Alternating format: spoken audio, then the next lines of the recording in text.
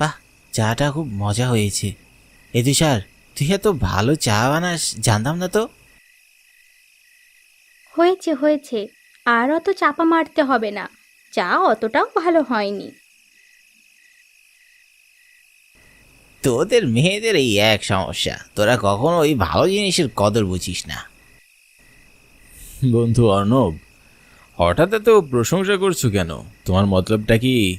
আর এক pack drinks চাও নাকি? হ্যাঁ হ্যাঁ, যা বাবা, তুইও দেখছি রিমির মতোই কথা বলছিস।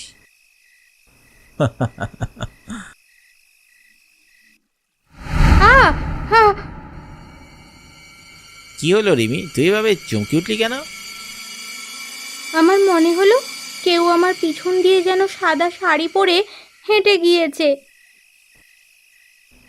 সারাক্ষণ ফোনের মধ্যে মুখ গুজে থাকতে তোর মাথাটা একেবারে গেছে। আমি সত্যি বলছি তুষার, সত্যি বলছি। ওহ রিমি, এটা আমার দাদার বাড়ি। হতে পারে আমরা এখন কলকাতায় থাকি, কিন্তু ছোটবেলা থেকে আমি এখানেই বড় হয়েছি। এখানে এমন কিছু নেই। আর তাছাড়া তুইও তো এর আগে আমার সাথে বহুবার এসেছিস, তাহলে এখন খামোখা ভয় পাচ্ছিস কেন?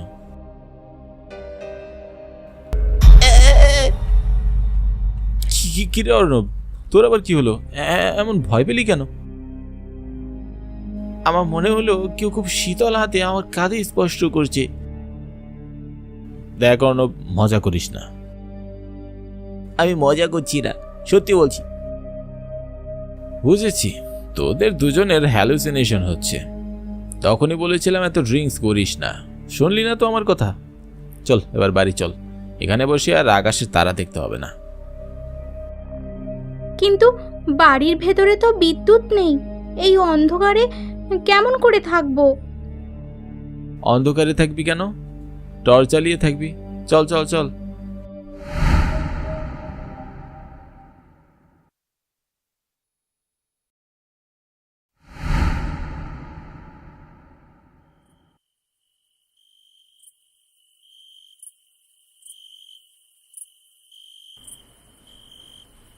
আমি তুষার। আমার দাদা জলাইদহ গ্রামের জমিদার ছিলেন। ছোট থেকে আমি এখানেই বড় হয়েছি। দাদার মৃত্যুর পর আমরা সপরিবারে কলকাতায় চলে যাই। এখন আমরা কলকাতাতেই থাকি। মাঝে মাঝে ছুটিতে গ্রামের বাড়ি বেড়াতে আসি। এবার আমার বন্ধু রিমি এবং অর্ণবকে নিয়ে পিকনিক করতে এসেছি। আমরা তিনজন কলকাতায় একই অফিসে চাকরি করি। ওরা এর আগেও আমার সাথে আমার দাদার বাড়িতে পিকনিক করতে বহুবার এসেছে, কিন্তু এর আগে কখনো ড্রিঙ্কস করেনি। এবার শখ করে একটু ড্রিঙ্কস করেছে, তাই হয়তো চোখ দিয়ে আবোল তাবোল দেখছে। এই তুষার, এখন চুপ করে কি ভাবছিস? তেমন কিছু না। তাহলে একটা কবিতা শোনা না, খুব বোর লাগছে। রিমির গলা মনে হচ্ছে, চল তো দেখি। রিমির চিৎকার শুনে আমি আর অর্ণব দৌড়ে রিমির কাছে যাই।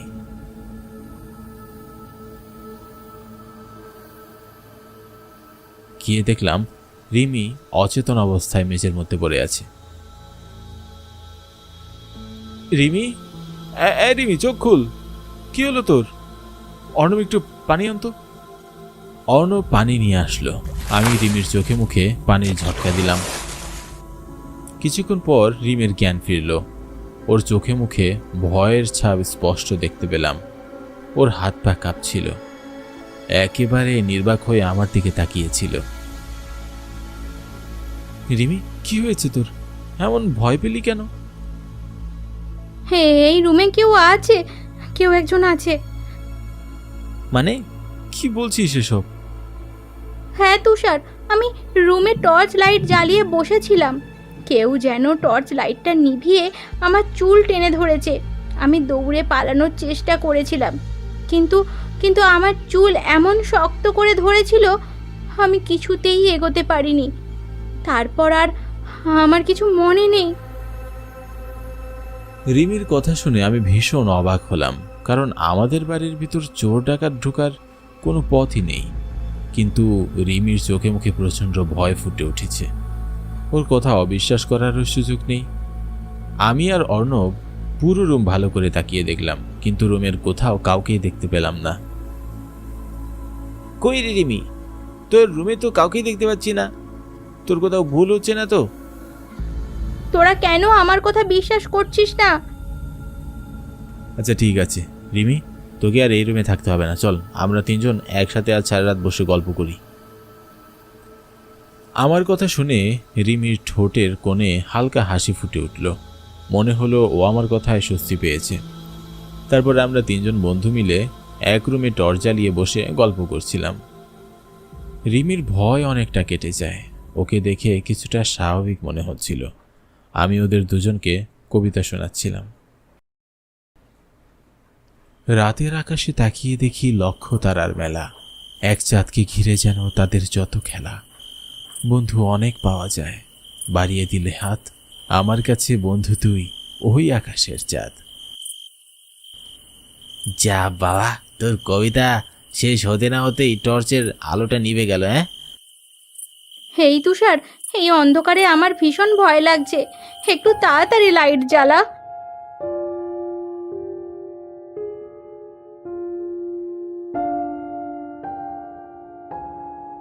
রিমির কথা মতো আমি লাইট জ্বালানোর চেষ্টা করলাম, কিন্তু কি আশ্চর্য, লাইট কিছুতেই জ্বলছে না।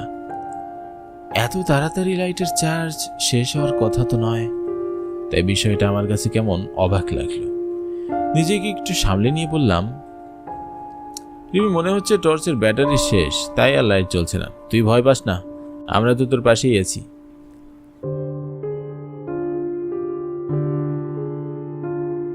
উফ, কখন যে কারেন্টটা আসবে কি জানি। আমি রিমিকে সান্ত্বনা দিলেও কিছুতেই নিজের মনকে শান্ত করতে পারছিলাম না। এবার কেন যেন গ্রামের বাড়ি আসার পর থেকে প্রতিটা বিষয় খুব অস্বাভাবিক মনে হচ্ছে। এর আগে কখনো এত লম্বা সময় আমাদের বাড়িতে লোডশেডিং দেখা যায়নি। হঠাৎ অর্ণবের চিৎকার শুনে, কি হলো অর্ণব, ভয় পেলি কেন? কে যেন ঠান্ডাতে আমার গলা চেপে ধরেছিল, আমি চিৎকার করতে ছেড়ে দিল। অর্ণব আর রিমি, আমি তোদের পাশেই বসে আছি। কেউ যদি তোদের গলা চেপেই ধরতো তাহলে আমরা অবশ্যই দেখতে পেতাম। কেন অকারণে ভয় পাচ্ছিস? তখন বলেছিলাম এত ড্রিঙ্কস করিস না। আমি শুধু শুধু ভয় পাচ্ছি না, সত্যি বলছি, কেউ আমার গলা চেপে ধরেছিল। অর্ণবের মুখে এমন কথা শুনে আমার বুকের ভেতরটা মোচড় দিয়ে উঠল। অর্ণব তো ভীষণ সাহসী ছেলে, আজ ওকে এভাবে ভয় পেতে দেখে আমার নিজেরও প্রচন্ড ভয় হচ্ছে। কেন যেন আমার গা ছমছম করছে। মনে হচ্ছে রুমে আমরা তিনজন ছাড়াও আরও কেউ আছে। রুমের চারপাশে তাকিয়ে দেখিলাম পুরো রুম ঘুটঘুটে অন্ধকার। এই অন্ধকার রুমের মধ্যে কেউ লুকিয়ে থাকলেও তাকে খুঁজে বের করা সহজ হবে না। তুষার, দেখ, অর্ণবের গলা গড়িয়ে রক্ত ঝরছে। রিমির কথা শুনে আমি চমকে উঠলাম। প্রচন্ড ভয়, গায়ের পশমগুলো কাটা দিয়ে উঠল। আবছা আলোতে দেখলাম অর্ণবের গলায় ধারালো নখের আঁচড়। ভয়ে আমার চোখ কপালে উঠে যায়। বুঝতে পারছিলাম আমাদের সাথে খুব খারাপ কিছু হতে যাচ্ছে। প্রচন্ড ভয়ে আমরা তিনজনই থরথর করে কাঁপলাম। হঠাৎ রুমে ঝড় শুরু হলো। মনে হচ্ছিল প্রচন্ড বাতাসে রুমের সমস্ত কিছু উড়িয়ে নিয়ে যাবে। জানালা দিয়ে বাইরে চোখ পড়তেই দেখলাম বাইরে কোথাও কিছু বাতাস নেই। আমি কিছু বুঝে ওঠার আগেই রিমি হাওয়ায় ভাসতে শুরু করলো। রিমি প্রচন্ড ভয়ে চিৎকার করতে লাগলো। হ্যাঁ হ্যাঁ অর্ণব, তুষার, তুষার আমাকে বাঁচা, আমাকে তোরা বাঁচা। রিমি, কে তুমি? কেন আমাদের এমন ভয় দেখাচ্ছ? রিমিকে ছেড়ে দাও। কেন আমাদের মজার সময়গুলোকে তুমি এইভাবে মিশিয়ে দিচ্ছ? আমরা তোমার কি ক্ষতি করেছি? সাহস থাকি তো আমাদের সামনে আসো।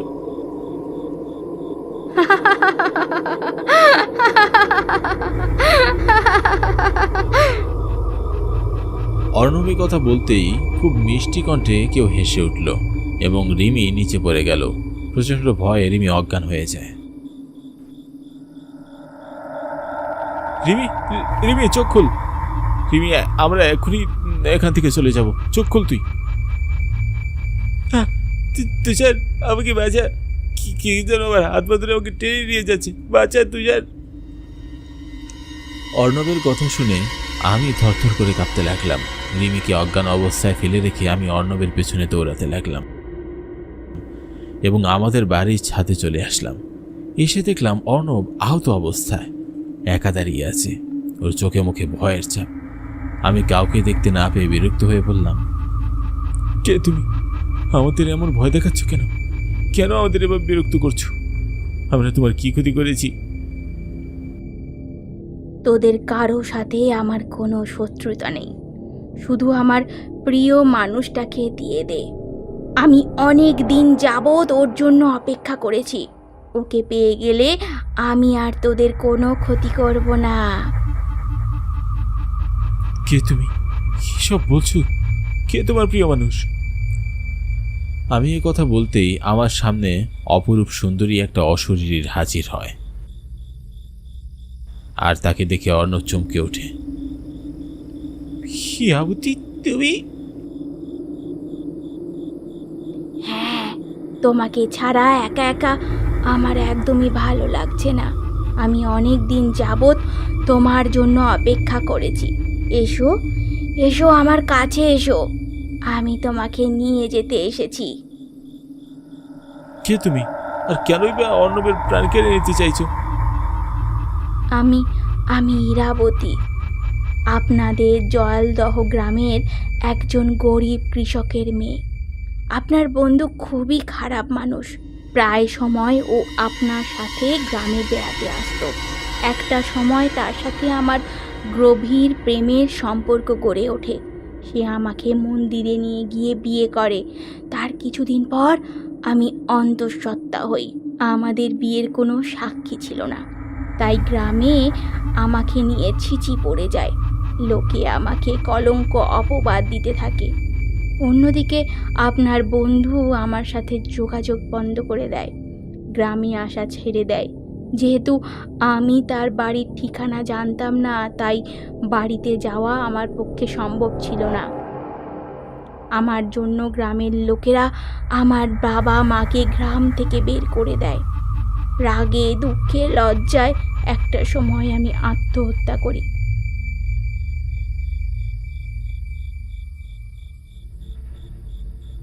তারপর থেকে অনেক আগ্রহ নিয়ে আমি ওর জন্য অপেক্ষা করেছিলাম। আজ আজ ওকে পেয়েছি। আমার আত্মা আজ শান্ত হবে। এসো এসো, আমার সাথে এসো। তোমাকে ছাড়া যে একা থাকতে খুব কষ্ট হয়। তাই আবুতি, আমাকে তুমি মেরো না, আমাকে তুমি ক্ষমা করে দাও। আমি তোমার কাছে যা জোর করে ক্ষমা চাইছি। না না। ইয়াবতী অর্ণবের কোনো কথাই শোনে না। সে অর্ণবকে ধাক্কা মেরে ছাদ থেকে ফেলে দেয় এবং সে হাওয়ায় মিলিয়ে যায়। আমার চোখের সামনে ঘটে যাওয়া এই সমস্ত ঘটনা দেখে আমি নির্বাক হয়ে যাই। মনে হচ্ছিল আমি কোনো দুঃস্বপ্ন দেখছি। সেই রাতে রিমির আর জ্ঞান ফিরে আসে না।